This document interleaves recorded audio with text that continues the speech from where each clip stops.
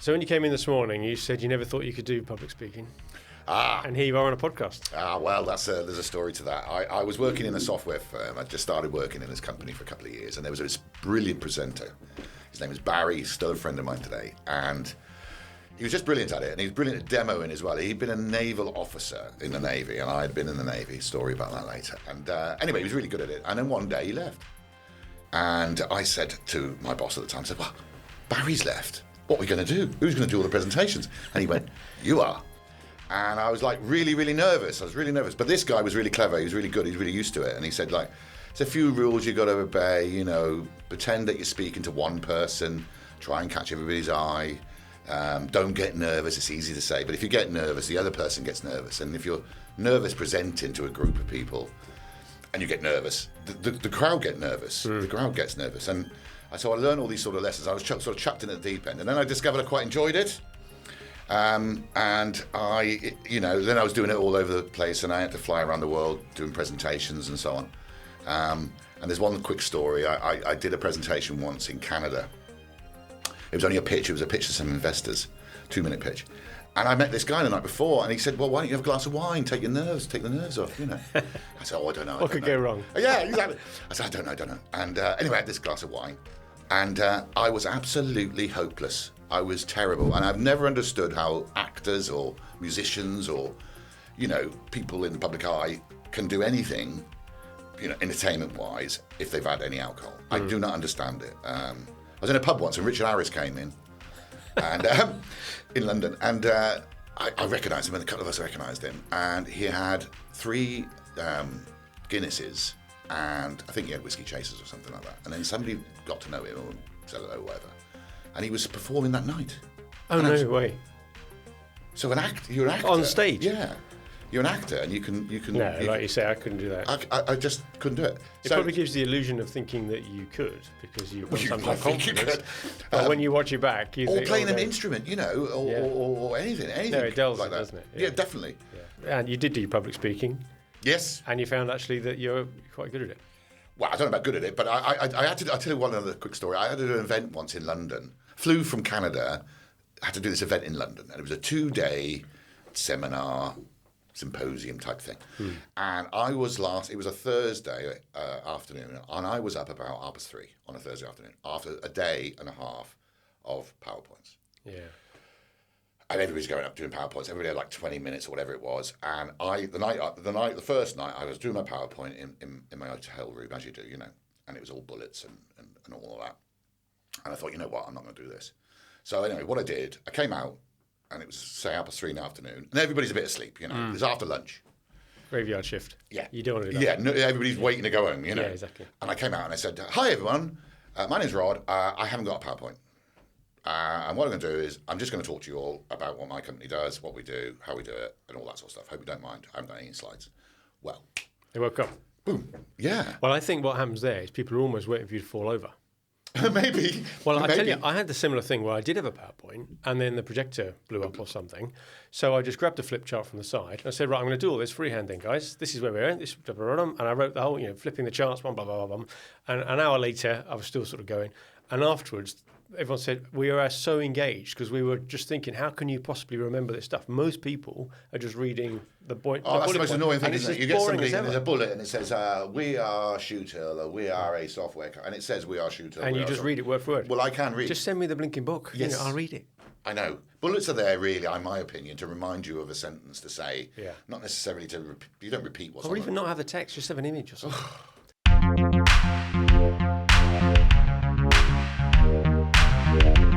Hello and welcome to another episode of the SME Growth Podcast from Wellmeadow. Here we are again, trying to come up with something every week that's either interesting or useful for owners and managers of small and medium-sized enterprises. Believe it or not, we're on episode 94, and this is one of our magic ones where we have a guest in the studio. I've got Rod Plummer. Hi, Rod. Hello, David. How are you doing? I'm doing very well, thank you. Thanks for coming in. Well, pleasure. Early in the morning here. Well, I was up early this morning. I got the builders in. I heard you got the builders in. So, yeah, there was a digger digging up my garden when I left. Oh, gosh. So, well, you're coming in here for a break then. Yeah, I'm glad to be away. This is going to be the easy bit. Right, so as in normal tradition, we run through the last few episodes just to show you what you missed, and maybe as you're skimming down the list of episodes and having found this one, you can go and have a look at a few of the ones we've just done in the last few weeks. So this is episode 94, like I said, 93 last week. That was quite interesting. We did one on proposals and quotes and how to write a proposal that helps you win business, the difference between proposals and quotes, and some of the features that have come out in research as to what maybe makes it for a more successful endeavour. The one before that was episode 92, and that's where we talked about customer acquisition strategies. So have you really thought about that end of the sales pipeline rather than just lead gen? And that followed on from the previous week where we talked about go-to-market strategies, generally speaking. So ideal customer profiles, total addressable market, and all that stuff. So anyway, they were the last few episodes. But today we're talking to Rod. And partly, I was thinking, Rod, what the title of today's podcast might be. I think we'll have to record it, and I'll see if there's one that jumps out at the end. It sounds like it's a bit like a Parky chat show type, just reflections on your career. Because when we spoke before, you got so many anecdotes, so many experiences, and I just thought that is going to be interesting to our audience just to go through some of all that stuff. Hope so. So we'll loosely structure around, how you got to where you are over the last, however many years. It's a convoluted journey, Dave. It is a little bit. But you did say just now in the intro that you'd started out in the Navy. So I wondered if that's possibly a launching off point, really. Well, thank you. Yeah. So I was in the Royal Navy, joined the Royal Navy. I always wanted to be in the Navy as a child. Well, there was two things I wanted to be. Either I wanted to be a sailor, be in the Navy, because my dad had been in the Navy, or, believe it or not, I wanted to be a portrait artist, because I loved art and I was quite good, and that's what I loved. So, and then they sound like two very different. Yeah, they were. So a chap said, a careers guy said to me, "Well, what do you want to do, son?" Yeah. So I said, "Well, I want to be either a portrait artist or join the Royal Navy." And he said, "I think you should join the Royal Navy." More stable income. So I joined the Royal Navy, and I joined as an electrician. Weapons electrician, actually. And I thought, well, get a trade and all that sort of stuff. It was fabulous. I loved it. I did all the basic training, all that stuff. The shooting and the marching, easy. Get to see. I've managed to pass all my exams as an electrician. So you're a qualified sparky to this day? Well, I was a sort of half qualified weapons electrical mechanic. Anyway, I get to see. And in those days, it was all circuit diagrams, which were big pieces of paper, basically. And this chief petty officer saying to me, well, this does that, capacitor here, resistor there, da-da-da. And it was all lines, cables and stuff. And he said, so you got that? And I said, I can't see it, chief. And he said, what do you mean you can't see it? I said, I just can't see it. And then this is in the early 80s, 1980. And then at school, I never got tested, but I knew I had something wrong with me. And I can read perfectly, I can write perfectly, but I can't spell to save my life and other things. And I couldn't see this piece of paper, this diagram. And it turned out I had dyslexia. And I got a mild form of it, but it's really useful in some ways. Well, you mean you couldn't translate all the lines and squiggles? It all just looked like spaghetti. Yeah. And I was absolutely hopeless as an electrician. And then I got a 440 volt shock. And I thought, well, you know what? I'm either going to sink one of Her Majesty's ships, blow it up, and I'm definitely not going to... Well, you're lucky to survive that shock. That's a fairly... Yeah, we had special boots. We had special boots at the time, and we had rubber mats, and I actually got this shock. And I thought, you know what? I don't understand electricity. Yeah. And I didn't. If you're looking for a sign, that moment was I'm not the man to rewind. So I thought, I'll have to leave. And in those days, you couldn't recategorize to something else, So I had to leave the Navy, and I left the Navy. And I was about 22, 23 or so. And when you leave the forces, it's quite hard because you're sort of, not mollycoddled, but you're looked after, your bills are paid. And all we've done a few episodes actually on recruiting ex-service people and all the pros and cons of that. Yeah. Well, it's a bit of a shock. You're told what to do. I quite liked all the discipline. That was no problem for me. I didn't mind the routine. I still quite like routine now. Yeah. But I left, and I was in rubbish jobs. I was good at school. I went to a grammar school in South Wales, actually, a boys' grammar school, which I thoroughly hated. And I was good at certain subjects if I liked them. So like history and I loved art, as I say, technical drawing, other things. But if I didn't like a subject, I was absolutely hopeless. So I left school with only a couple of O-levels, what have you. Come out of the Navy, loads of manual jobs and so on. I worked as a milkman. I worked as a fisherman in Australia. I was. So you've done all sorts, yeah. Just I went all over the place and did anything really for money. For life experience, yeah. Yeah, and I was working in this bakery, industrial bakery, and I got promoted to shift manager. And I was young, I got married, I had a mortgage and all that stuff. And I was thinking, the money was all right. Yeah. And I was desperate for what I would call a career. And I started going to night school, and I did a HNC, HND, I think it was HND and HNC, I can't remember in what order, in business. And then I did a degree, I did a couple of A-levels. And This is all later on. I was about 26, 27, so I wasn't a kid doing it. I was a mature student. Yeah. Anyway, so I was doing that, and I started applying for jobs because the bakery went bump, and I was made redundant. Right. And I was a night watchman at this bakery, looking after it afterwards, and I was applying for jobs. And this is, I swear this is true. Somebody should look up the records. I was on the front page of the Shrop's Shrewsbury Chronicle, picture of me, and I applied for 140 jobs and didn't get an interview. Is that why you're on the front page? Yeah. Literally. Wow. So I didn't get an interview, right? I wasn't getting interviews. And one day somebody phoned me up and said, it was Muller Dairies. And they said, we've got a job going. I said, brilliant. And they said, can you drive a forklift truck? I said, no. Well, I just couldn't get a job. And I was going for this degree. And then while I was doing the degree, I had a little bit of an idea. And this is in the early days of PCs. I walked past Curry's once. And I'd done a little bit of computing in the Navy, tiny little bit. And I walked past Curry's and I saw Windows 3. And Windows 3. Yeah. Yeah, there's a few people listening now thinking, I remember that. Well, it was the first time I'd actually seen like Windows. Right? You know, so you've got an app here and you've got an app, what we call apps now, piece of software there, piece of software there. And I got it and I thought, that's going to be... It sort of made sense to you. Yeah. And then while I was trying to look for jobs, I met this chap who was... While I was a night watchman at the bakery, I met this guy who had a little office, and him and his friend were building PCs. And I got to know him, and his name's Eric. And Eric is a genius, and he was into programming, and had his little idea, why don't we send a floppy disk? Why don't you send a floppy disk to an employer? They stick the floppy disk in the hard drive. A floppy disk was an old form of memory, folks.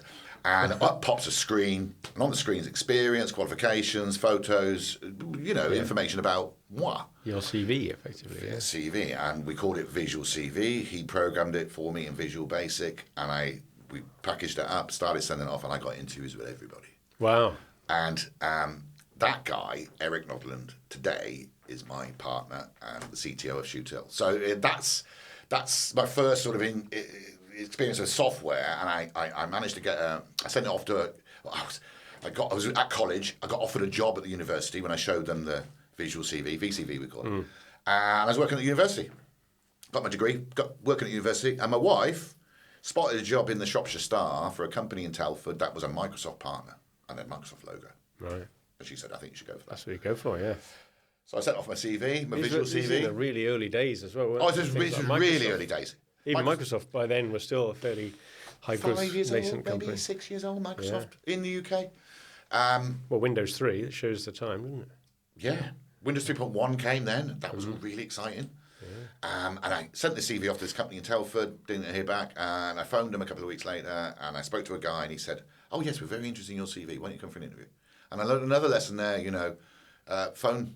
If you send a CV, phone. Phone up. Follow up. Don't necessarily expect the company to email you back, write you back. Phone up and ask them. Yeah, they're busy. They need something to make someone stand out. And if you ring up, you stand out. Well, if you're going to go for... This was a product marketing job. I didn't really know what product marketing was then, but I went for the job. And, product marketing is you've got to talk to people, right? So if you're going to phone people up, phone up.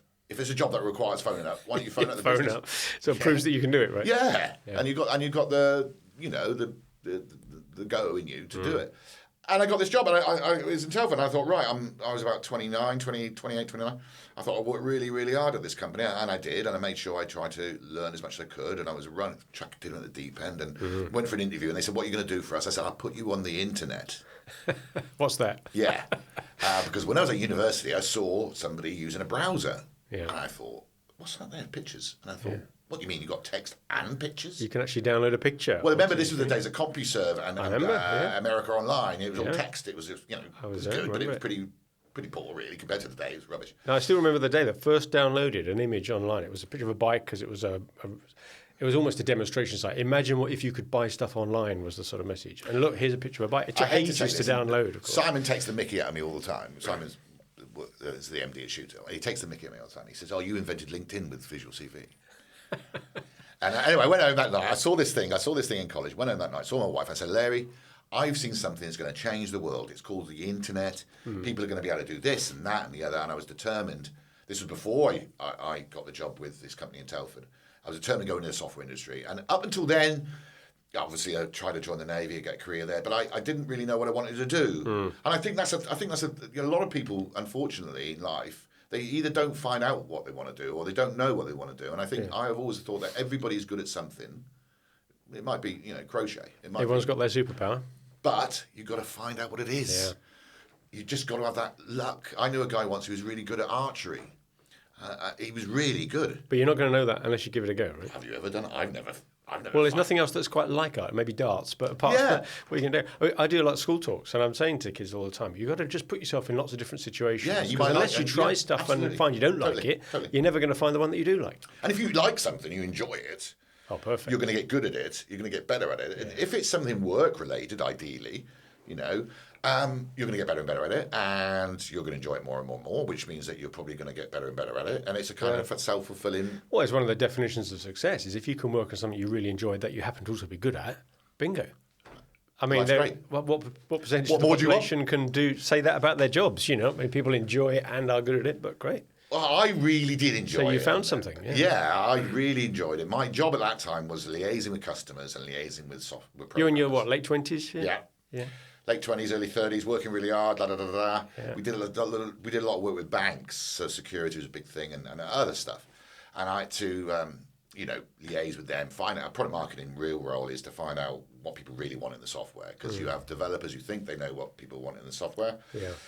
And you have the customers who know what they want in the software, and it's the kind of balance between the two. And I really loved that side of it, because I'm not technical. I wasn't not a coder or anything, but I could appreciate what the software does. Sounds like you were on that whole spectrum of real techies at one end and customers who know nothing the other. You were that perfect fit for that bridge. There's not a master at each. You don't need to be a master either. But if you could speak both languages, then you create a bridge where nobody else can communicate effectively. I remember a story once. I asked my boss at the time, I said, why not, because we were getting quite large and there's quite a lot of programmers, I said, why don't we, I do some presentations about what the customers use it for, what they actually do with the software, And he said, that's a good idea. So I presented to a bunch of guys and girls.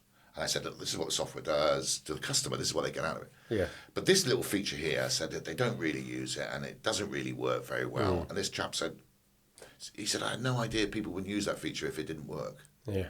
And I said, well, if you bought a car and it only had 3 wheels, people aren't going to like it. And it was the distance bit. It was the distance between the people that are building the software, programming the software, and the people that actually use it. And if that distance gets too wide, then you end up with a product or a piece of software that the customer doesn't really want or doesn't use, doesn't like.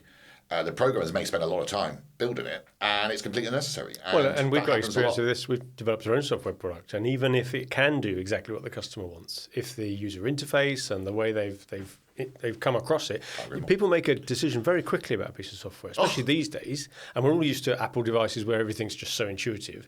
That level of ease doesn't come easily. It takes a lot of hard work. I could definitely talk about that later on as we in Shoothill, but I'm nuts about that, especially when it's consumer. If it's consumer facing, so you can't go through training or anything like that. Like you can. They either get or they don't. Yeah. Well, there was. I was working really hard at this company. Married, mortgage. There you go. It was all happening, and one day this company was expanding. One day, I used to leave work about 6:30 or something. There was me and one of the managing directors of the company. Left in the office. He phoned me up to come upstairs. Went upstairs to see him, and he said, "Rod, we're opening an office in San Francisco." Oh, sorry, in the US, not San Francisco at that time. He said, "Would you go out there and set it up and manage it and get it going?" And I went, "Yeah." And a lot of people would say, "What? You didn't ask your wife?" And the confession time, no, I didn't. Oops. But I'm lucky. You're still married? Yeah. It's the same Mrs. Plummer. It is. I met her when I was in the Navy, so we've been together a long time. And I just said, look, there's an opportunity to come up. I'm going to go live in the States. But I was actually flying backwards and forwards. I was only every other weekend. I aged about 10 years in 2 or 3 because it sounds glamorous flying around. No, that's a lot of flying. Well, the thing is, you're on your own as well. West Coast as well. West Coast, nightmare, 8 hours behind. Yeah. Went over to San Francisco and I was in the right place. It was the start of the dot-com boom. Or actually, it was tailing off, to be fair. When was this? 1999-ish. Right. And it was. Well, it was really frothy, late 90s. There was the dot-com crash about 2000, wasn't there? A year later. And people were just investing in anything with .com. Yeah. And It's a bit like AI now, as long as you got those magic words. Well, that's the thing about software.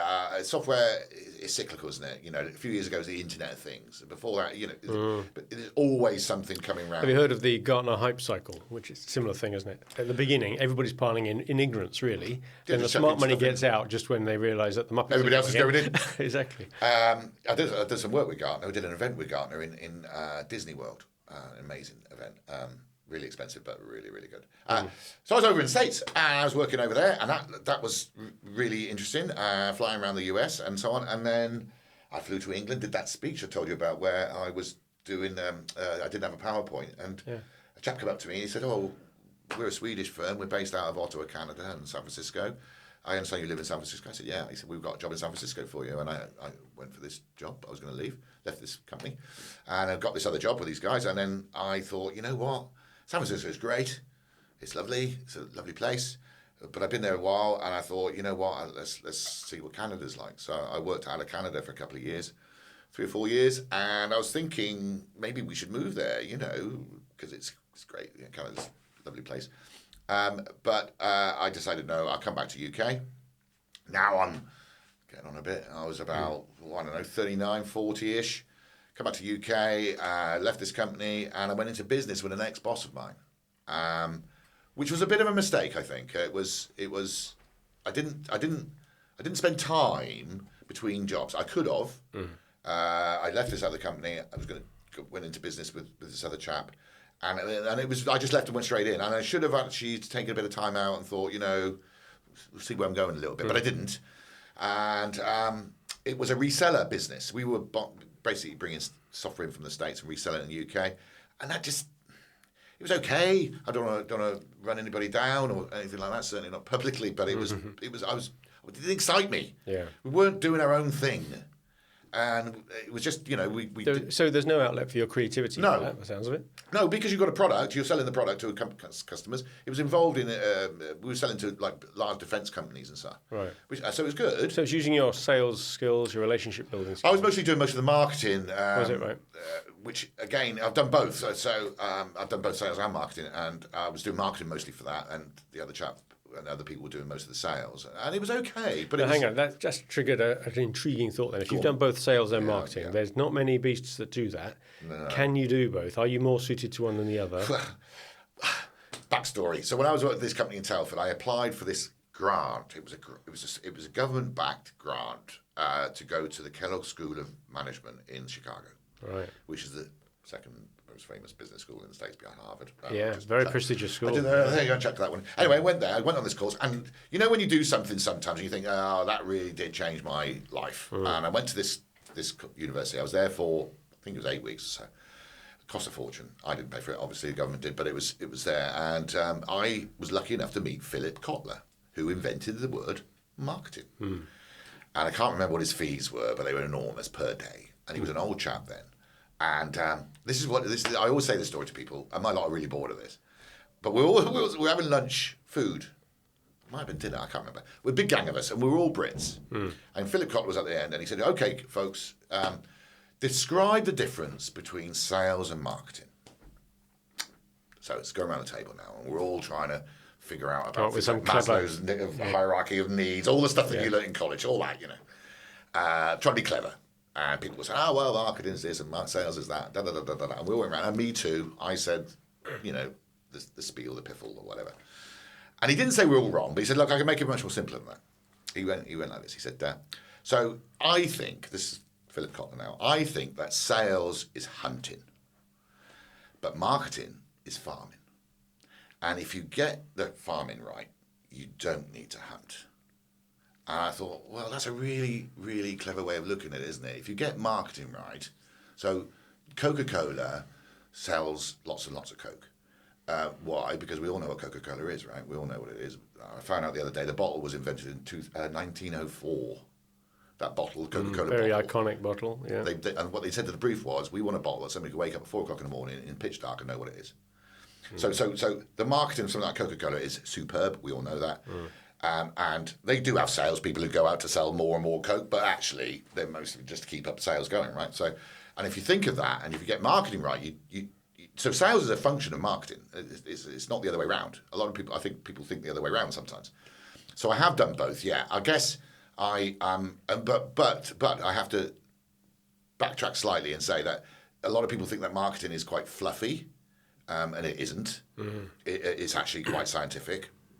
And if you're more of the art side and the science side, and I would say I'm much more of the art side, I think I prefer the sort of sales side a little bit because I like the people side of sales. Yeah, the relationship building. Yeah. And it's interesting, that idea of whether it's fluffy or scientific. And these days it must be even more so. There's so much data around that marketing has become almost a data science in many respects. Well, look at Google. Look at internet marketing today. When I started out, you were doing mail shots. Yeah. You'd put stuff in an envelope and you send physically stuffing them. Yeah. We've all done that. Yeah. When was the last time you heard of a mail shot? I mean, think about that. Now. Well, interestingly, I think they're starting to come back. Well, we're getting a few. Funny enough, we were talking about that in work the other day, and we were saying, would it be nice if you got something in the post that was really nice that described what we do? Yeah. That came up in work the other day. Well, Rich keeps teasing me about it because about a year or two ago we got something through which we thought was quite interesting. And you read it? It's still on my desk today. You go. It's at the bottom of a pile, but he said to me that I bet you that thing we got the other year is on your desk somewhere. And sure enough, found I bet it is. Flipped through it, and you think it was a good example of where we thought we could be marketing like that. Their messaging was very clever, and I've kept it. If that was an email, that wouldn't have lasted. How many emails you get a day where you just go? Exactly. Sorry, I know you're busy, but did you see my last email? Well, and how many don't even make it into my inbox? Because the junk filters now are pretty good at stripping that a lot out.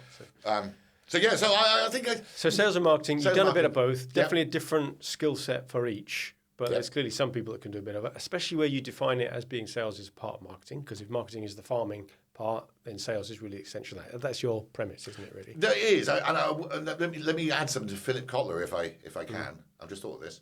What he didn't say is farming's really hard work. And you know what? I think salespeople think of it the other way around. They almost prefer the farming because what you're doing is ringing people you already know. You're going for a coffee. You're just maintaining like an account management type thing. Yeah. Whereas the hunting bit, you've got to do a bit of cold calling, wearing out shoe leather, meeting people you've never met before. Yeah. Starting a conversation when the other person doesn't really want to have it.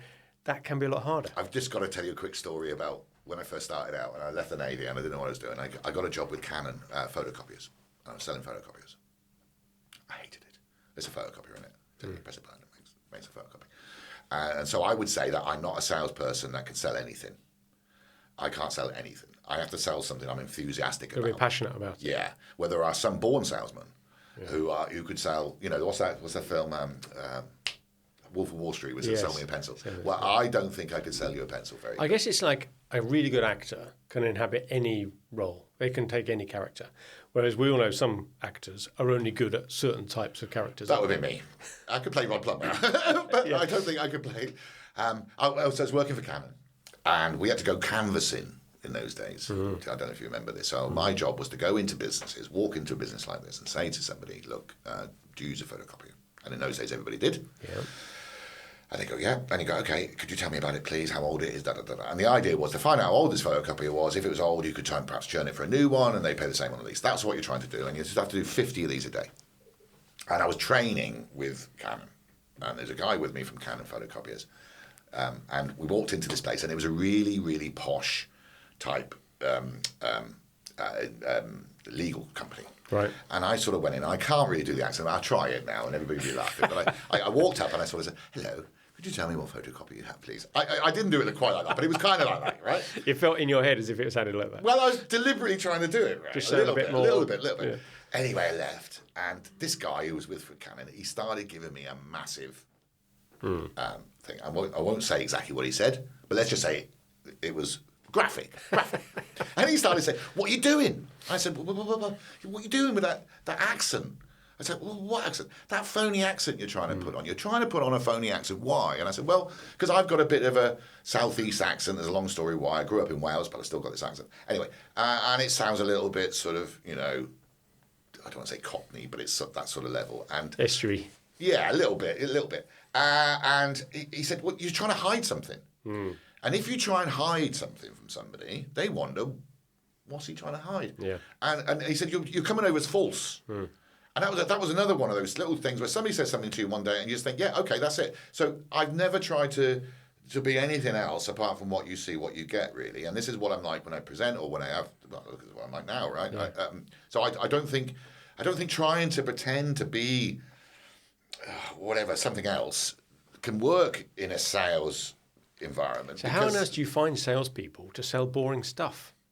Because I agree with you, it's so much easier and effective if you can really get your head into this product you're trying to sell or a service and you're passionate about it. You don't even sell then, you just talk about it. Oh, you just talk about it. The passion Yeah, exactly. just comes at your pores. If you had to sell, biros or something, how are you going to... I'd be hopeless. I guess you need to have I action. wasn't very good as a photocopier salesman. I did sell a couple of photocopiers, but it was like, it takes a photocopy. That's it. And can I give one story about the photocopy industry? Go on. Yeah. Okay, I'll do it. So this was around, mid-'80s or whatever, and we had to go to Birmingham, and there was a nightclub. It was in the day. And I'll try and do some voices in a minute, right? So we go to Birmingham, and there's a big bunch of sales guys from all over the country, and they're all in Birmingham at this nightclub, and it's all dark. It's in the day, but we're going to this nightclub, it's all dark. I'm all sitting around. And this is Canon now. Canon are going to do this thing. And all of a sudden, the lights come on. Smoke comes up. The smoke stuff comes up. Okay. And it was da-da-da-da-da-da-da. Lights go on. Dancing girls a lot. Yeah. And I was like, we were like this. What's going on? And all of a sudden, this bloke comes out and he goes, right! This is it!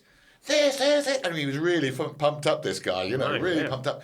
This is it, guys. This is colour copying. And out of the stage came a photocopier. Right? And all these guys, I'm looking around all these guys, and they're all going, yes! And I'm thinking, oh my God. It's a colour photocopier. And it was like, it was, I was not thrilled at all. I wasn't impressed at all. I thought, oh my God. But all around you, everybody else is going crazy. Yeah. They're all thinking, this is it. This is what we've been waiting for. So I've never been able to sort of sell. I haven't really sold a lot of stuff that I wasn't enthusiastic about, but I believe that's what I'm like.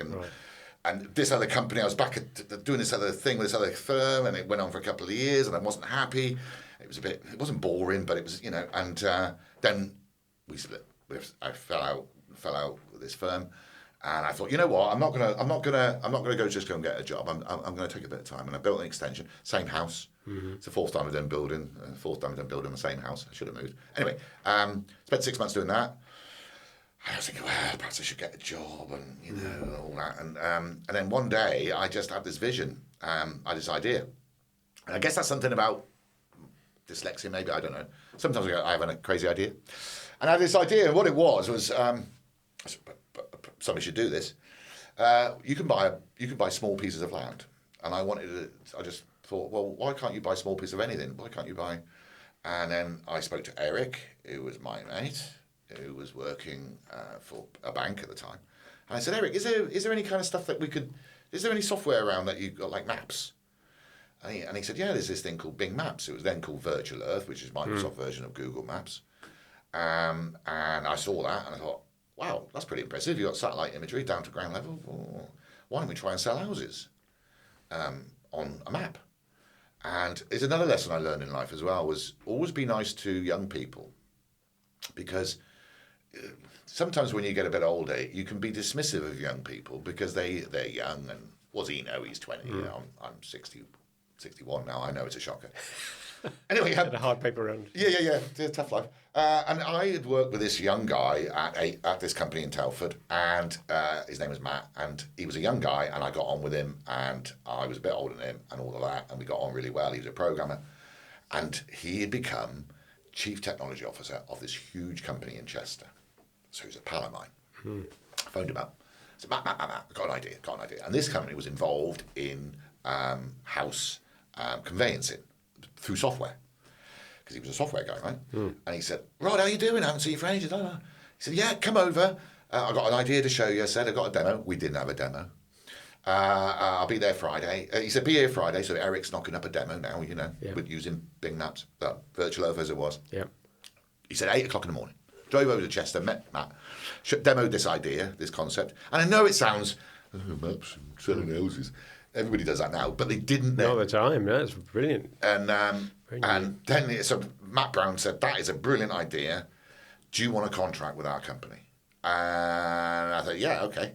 And on the way back to Shrewsbury, I phoned Eric and I said, they've given us a contract. Why don't we go into business together? And he was between jobs. I was between jobs. Perfect timing. Yeah. And thought of a name. I had this thing come through from the post and it was something from a bank and it said Shoothill, a great place to invest. And I live in a place called Shoothill. And I thought, shoothill.com's free. We'll call it that. Grab that. And that's the beginning of... That's the name, yeah. And you've got a product idea, which is still vaporware, really. You've promised something to somebody that doesn't really exist. Yeah. And you've now got a contract from it for delivering it. Yes. So we built this demo, which was basically pins on a map showing property. And you could click on the pin and it would show you what that property was, how many bedrooms it's got, and, the stuff you want to know when you buy a house, right? Yeah. And I thought, well, hold on a minute, hang on a minute. So when you buy a house, let's say you're buying a house in a new town. You move into a new town. What do you really want to know? Okay, you want to know how much it is, how many bedrooms, all that. Yeah, okay. But you also want to know, is it a good area? I know the nice parts of Shrewsbury, but somebody moving to Shrewsbury might not know the nice parts, right? What's the schools like? School value, good school that adds value to a house, right? Is the school good? Is it bad if you've got kids? Is there crime? What's the crime like? Is there a lot of crime in that area? Or does it flood?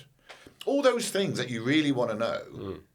I thought, well, you can't find that out. It's really difficult. And in those days, this is 2000 and we formed the firm 2006.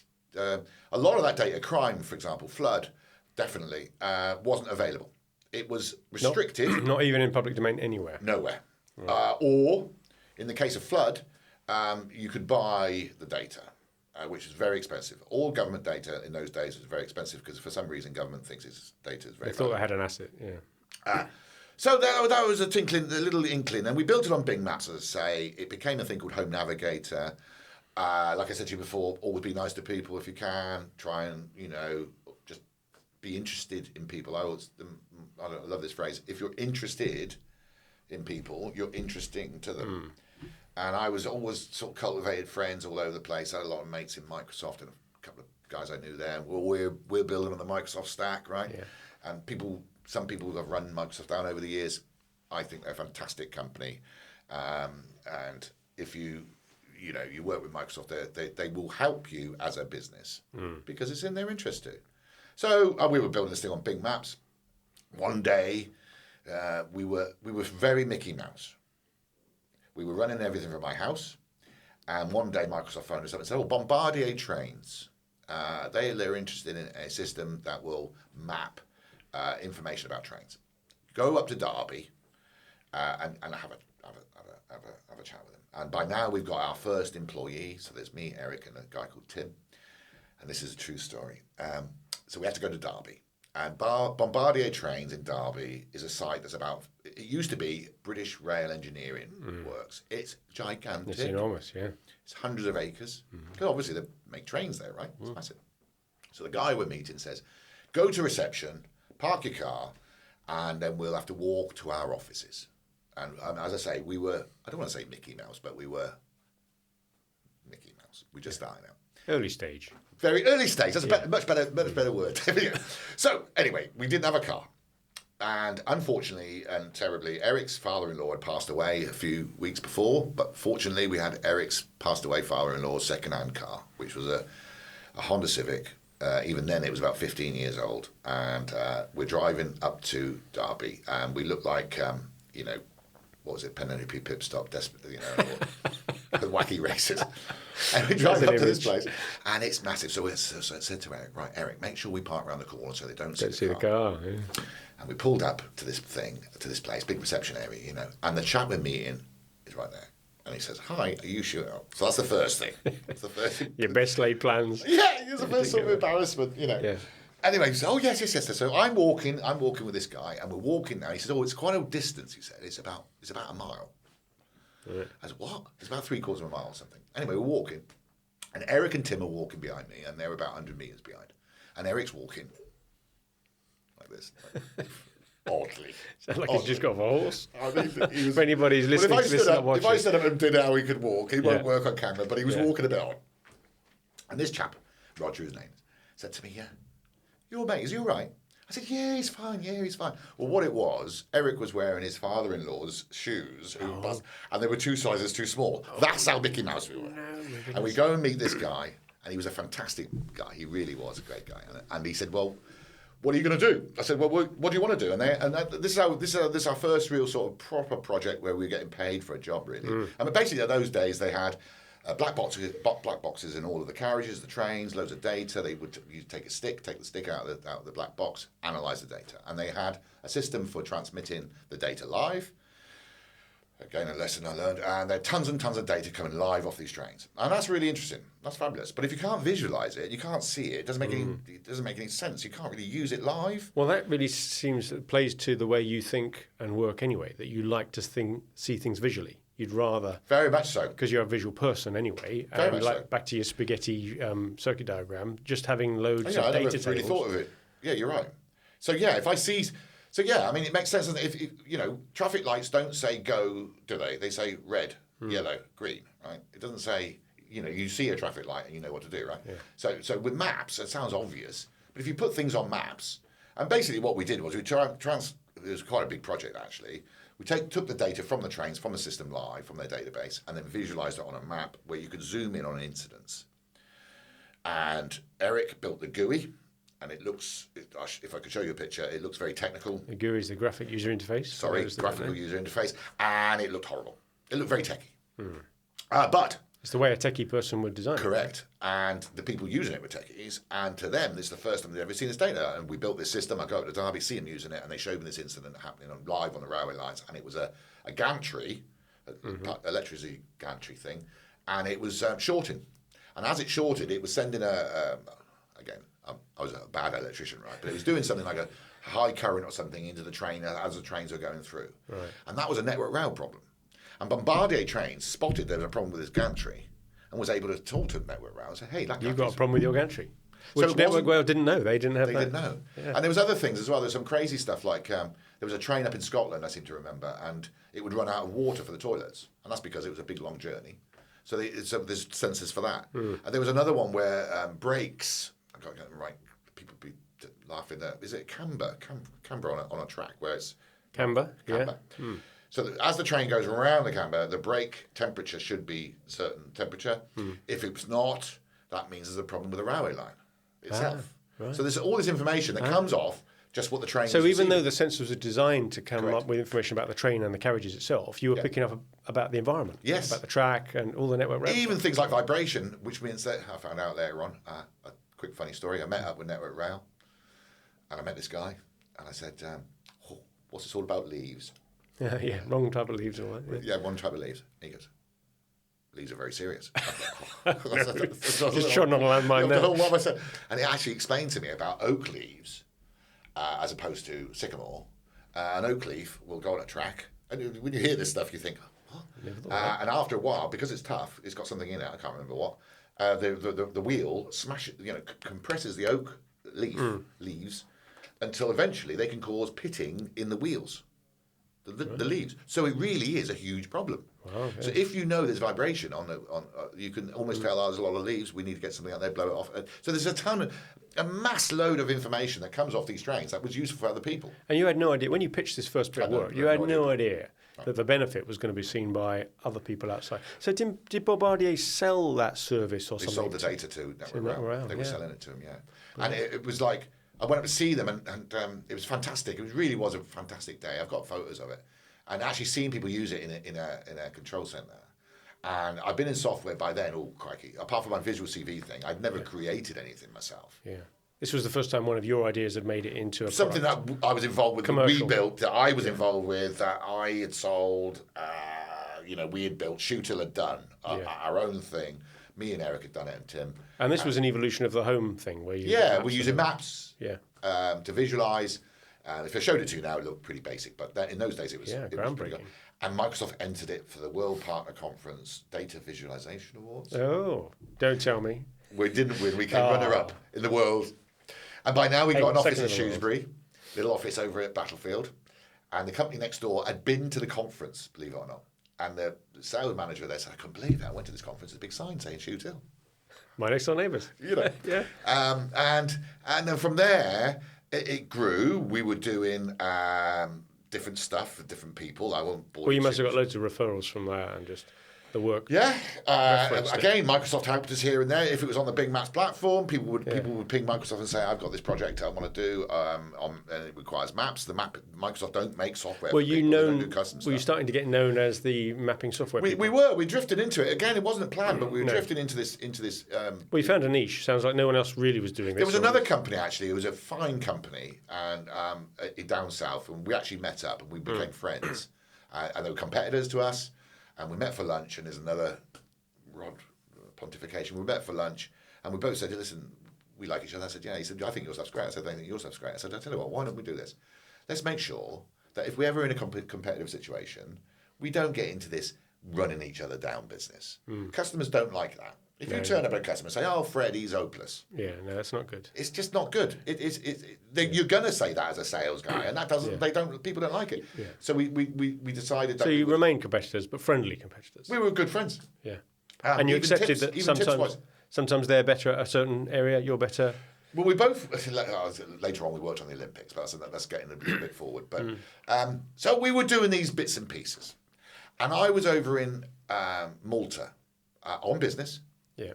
A lovely place. And it was over on Malta. And do you remember the political expenses scandal in 2009?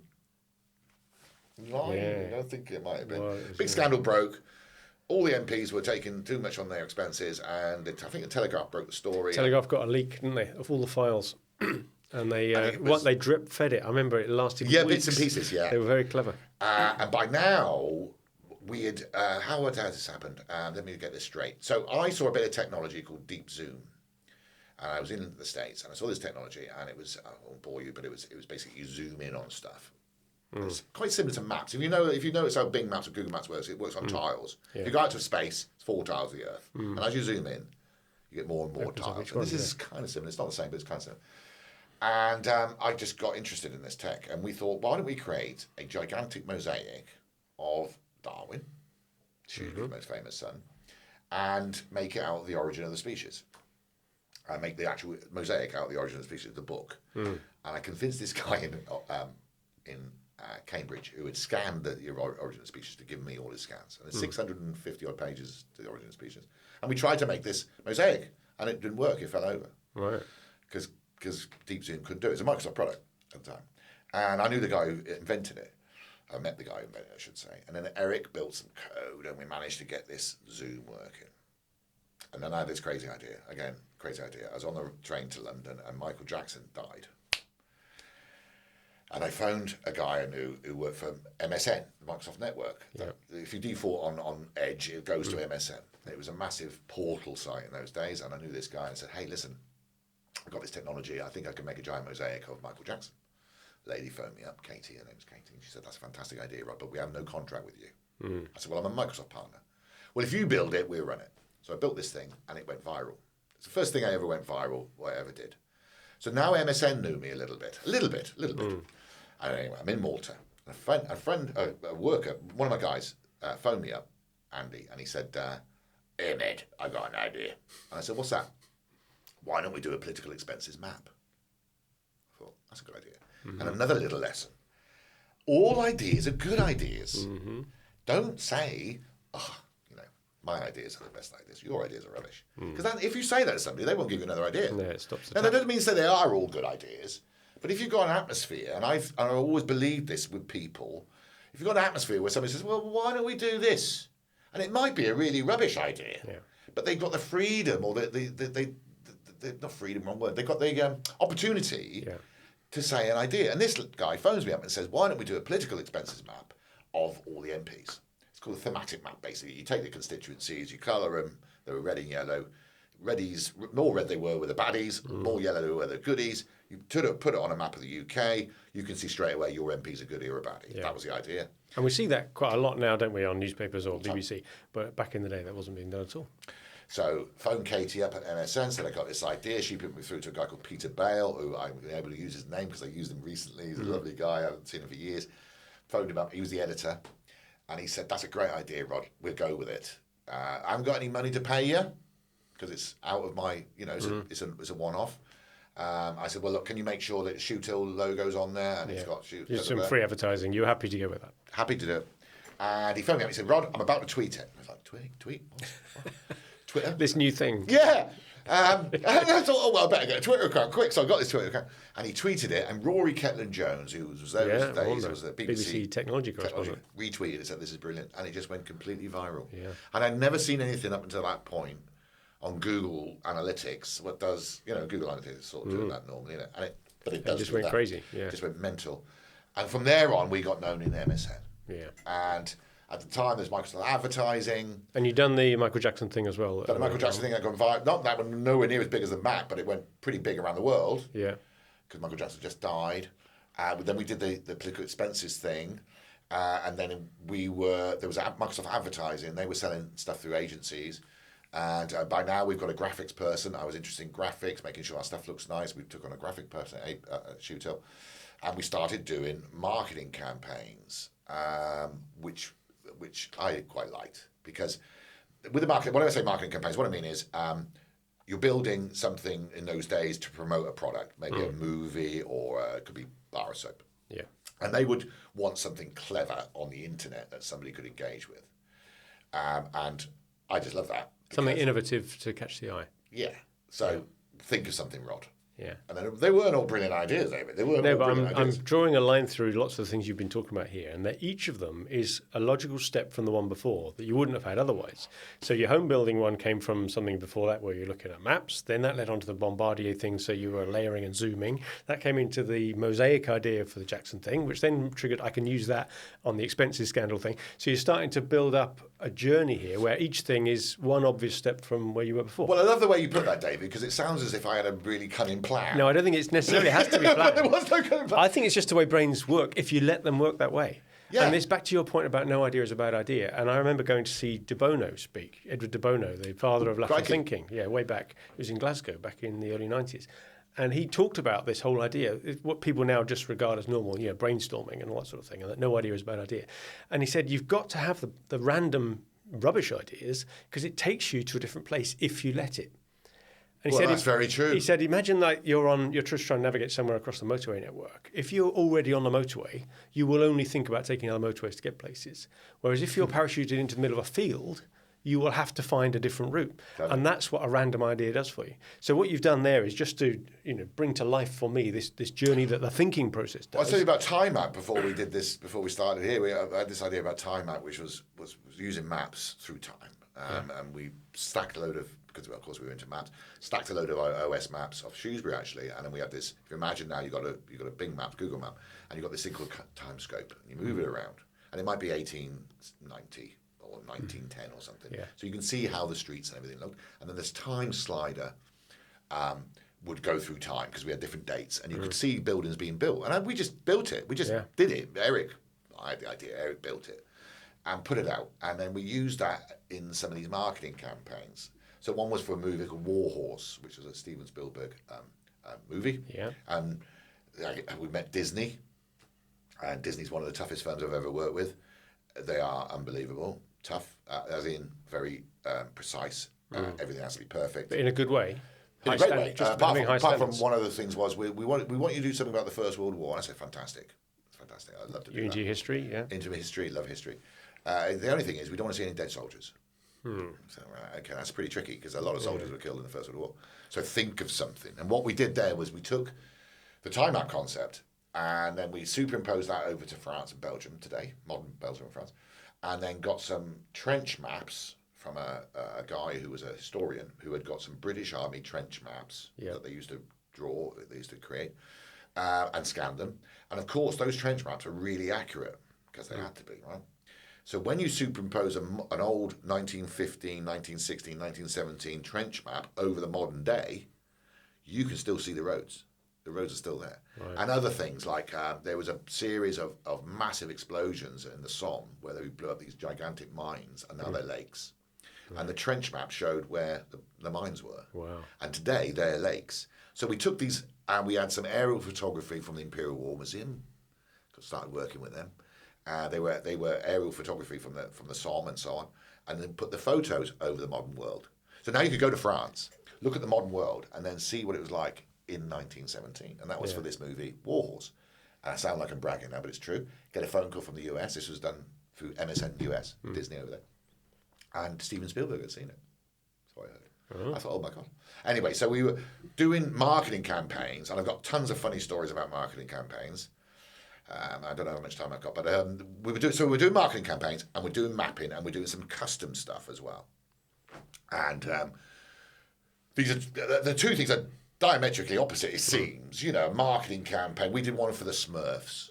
Okay, it was a Smurf map of the world, and it was a cartoon map, but it worked. So if you put your postcode in, you'd have a postcode cartoon of Shrewsbury. So it still worked as a map, as a map. And what it was people were given these little Smurfs dolls. Yeah. I got a few of them. I remember you used to get them from petrol stations. You used to collect points and you got Smurf. So they would then get photographed outside the Eiffel Tower or some other place, put it on the map, and you could see all these Smurfs around the world. And that was Sony Pictures. We did that for Sony Pictures.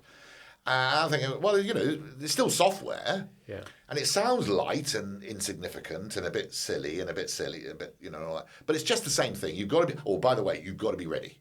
Which was the one that led you to the first movie one then? You talked about working for Disney. Did that come indirectly from the expenses map? Let me think. So we did the Michael Jackson thing. So that's a bit show busy, so certain audience. Oh, that was it. So Steve Ballmer, who was then the MD of Microsoft, came over, and a friend of mine at Microsoft said, you know that thing you did with Darwin? I said, yeah. He said, it's still live. I said, well, no, but we can flash it up again. He said, can you do that? And Steve Ballmer came over from the States to do some big thing in Microsoft. And behind him, they put the deep zoom of Darwin because it was evolution and all that. And there's a couple of people who was in the audience, and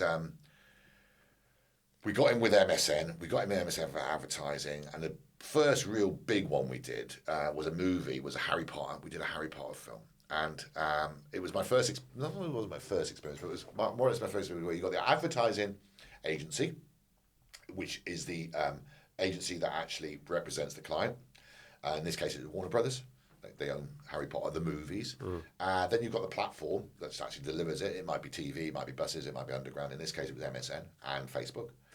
And then you've got me, Shoothill, who's the people who are going to deliver whatever the concept is. So I had to turn up in London. I went to meet this guy from Warner Brothers. And he, you know, when I say movie producer type person, you know, cigar shop, you know, he wasn't quite like that, but he was kind of like that, right? He was a caricature of it. Yeah, louder than life, you know. He goes, so what you got? So I said, well, you know, and I'm there with Microsoft. And of course, Microsoft, fantastic firm, as I keep saying, they didn't really want me to say too much about Shoothill. You were there to promote them. Yeah. Or at least reflective glory. Yeah. It's gone on their platform. We're going to build it, you know. But of course, I'm the one who's come up with this idea. I said, well, I've got this idea. I said, what it is this. I would like to make a poster of the movie of Harry Potter. I'd like it to be made up of the fans of Harry Potter. So he goes, I don't get it. So I said, well. So people upload their photo. We vet the picture, make sure it's okay. We put it into a big, gigantic mosaic of the poster. We then send an email to that individual. It's called a deep link. They click the link. It takes them back to their picture inside Harry Potter, and they can send it, show it to their friends. And they can zoom out and see the whole poster, or right into their photo. Exactly. Yeah. And I explained all that to him. I'm thinking, wow, that's going to hit him. That's going to hit him. He goes, and I said, didn't hit him. So not quite. I got into my little bag and I whipped out a poster that we had printed of the Harry Potter, whatever the actor's name. I confess, I've never seen the film. You've never seen any Harry Potter films, and yet you were promoting it. Yeah. So there's Daniel Radcliffe or someone up. Daniel Radcliffe, that's it. And it's a poster of Daniel Radcliffe, poster printed, made up of lots of pictures that we had from the Michael Jackson thing and the other stuff. Just loads of pictures, and loads of us in it. And I showed it to this guy, and he went, "Oh, mate, that's great." He suddenly got it. Got it. We're doing it. Another visual person. Yeah, and he saw it. You could see it. And the idea was, okay, we built this thing online. The first 10,000 people that uploaded their photo, they would actually be delivered a poster in the post of them inside the Harry Potter poster.